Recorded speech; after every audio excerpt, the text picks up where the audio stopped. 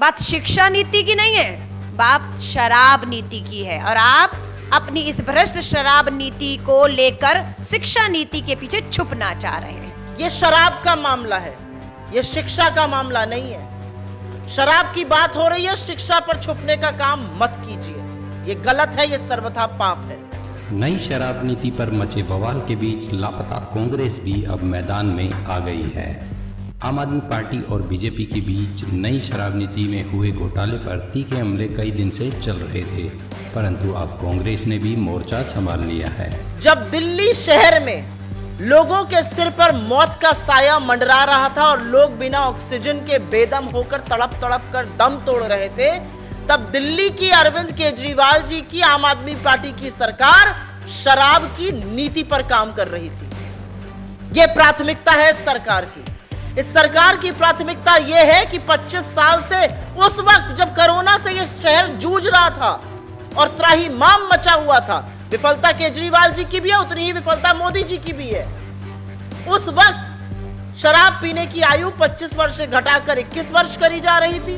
3 बजे सवेरे तक शराब बेची जाए, खुले में शराब पिलाई जाए, यह काम अरविंद केजरीवाल जी की आम आदमी पार्टी की सरकार कर रही थी। तो इस पार्टी के जन्म पर तो संदेह था ही, इसकी राजनीति पर संदेह है, इनके सिद्धांतों पर संदेह है कि कितनी काली करतूत कोरोना काल के टाइम पर अरविंद केजरीवाल जी की सरकार कर रही थी शराब पर। और ये शिक्षा की बात नहीं, ये शराब की बात है। शिक्षा के पीछे मत छुपिए। सुना आपने, कल कांग्रेस पार्टी फुल मूड में थी और इसके बाद उन्होंने बीजेपी को भी नहीं बख्शा। बीजेपी पर भी कई गंभीर सवाल उठाए और कहा कि बीजेपी इस मुद्दे पर चुप क्यों थी और कांग्रेस पार्टी शुरू से ही नई शराब नीति में हो रही गड़बड़ियों का विरोध कर रही थी। सुनिए जरा।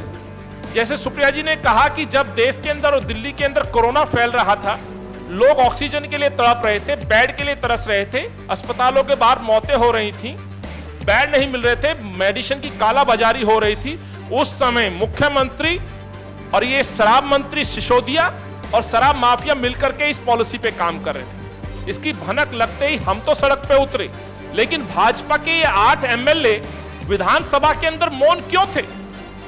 भाजपा के 7 सांसद, आज मनोज तिवारी जी को देख रहा हूं, परवेश वर्मा जी को मैं देख रहा हूं, हर्षवर्धन जी को मैं देख रहा हूं, रमेश बिधूड़ी जी को मैं देख रहा हूं, और तो और हिमाचल से आए हुए अनुराग ठाकुर को मैं देख रहा हूं, बड़ी बड़ी बातें कर रहे हैं। लेकिन ना तो 7 सांसदों ने, ना 8 एमएलए ने, 3 मेयर, 150 से ज्यादा इनके निगम पार्षद, किसी एक व्यक्ति ने इस सरकार के खिलाफ 4 शब्द की शिकायत तक नहीं की।